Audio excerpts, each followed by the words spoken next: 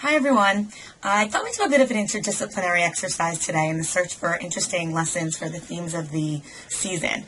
In particular, and as outlandish as this might seem, pulling some inspiration from Oscar Wilde, the 19th century Irish writer and poet. In The Picture of Dorian Gray, which is Wilde's only published novel, the story tells of a young man named Dorian Gray, the subject of a painting by artist Basil Hallward. Early in the novel, Dorian meets Lord Henry Wotton, a friend of Basil's, and becomes enthralled by Lord Henry's hedonistic worldview, a view that suggests that the only things worth pursuing in life are beauty and fulfillment of the senses. Realizing that one day his beauty will fade, Dorian expresses a desire to sell his soul to ensure that the portrait Basil has painted of him will age rather than he himself. Dorian's wish is fulfilled, and when he subsequently pursues a life of debauchery, the portrait serves as a reminder of the effect that each act has upon his soul, with each sin displayed as a disfigurement of his form in the portrait itself, while he himself remains smooth and beautiful. You can see why this novel might be a good potential theme for the season. It contains themes such as the blackening of the soul, what it means to sin, how sin affects the development of our true selves, what we look like on the outside is a reflection of who we really are, or the relationship between beauty and morality. There are themes of life and death, negative consequences of influence, but most importantly, the book speaks a lot, sometimes in a kind of twisted way, about ideas of repentance and the possibility of correcting mistakes. In fact, there is a moment in the book when Basil quotes a verse from Yaacov that we say every morning during Slichot, but I'll let you find that one for yourselves.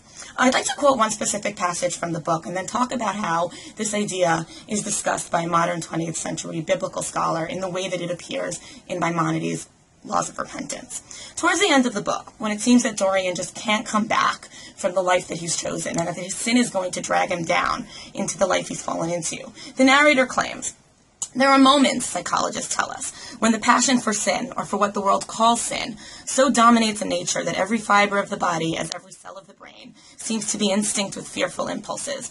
Men and women at such moments lose the freedom of their will. They move to their terrible end as automatons move. Choice is taken from them, and conscience is killed." Says the narrator that free will seems to be lost at some point because human beings begin to move as automatons. We no longer are making our own decisions or making the decision to do something bad. It's not a thought process anymore. We're not choosing. It's just so become ingrained as a part of who we are that we don't even think about it. We just talk a certain way or act a certain way. It's automatic. It's not even something we think of as being wrong. Nechama Leibowitz, the well-known 20th century biblical scholar, used this idea to explain a strange contradiction in Maimonides' Laws of Repentance. In chapter 5, Parak Hey, Maimonides clearly states, "Ein haborei gozer al ha'adam liyot tov v'lo liyot ra."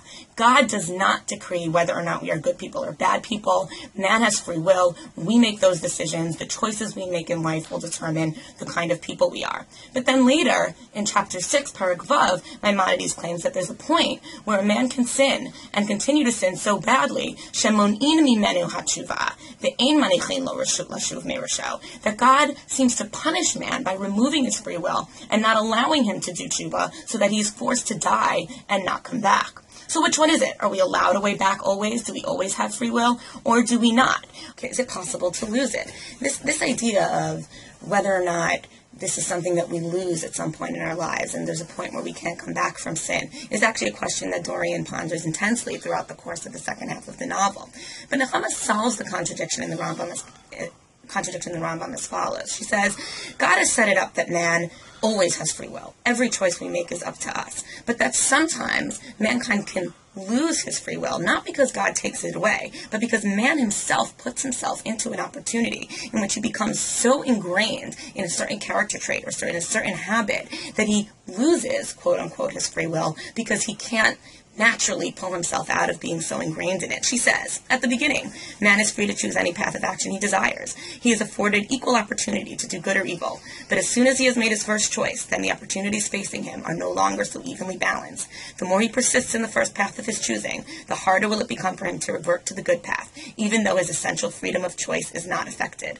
The more he sins, the more his sins themselves act as a barrier between him and repentance. And since we're on a literary theme, she quotes Macbeth, "Things bad begun make strong themselves by ill."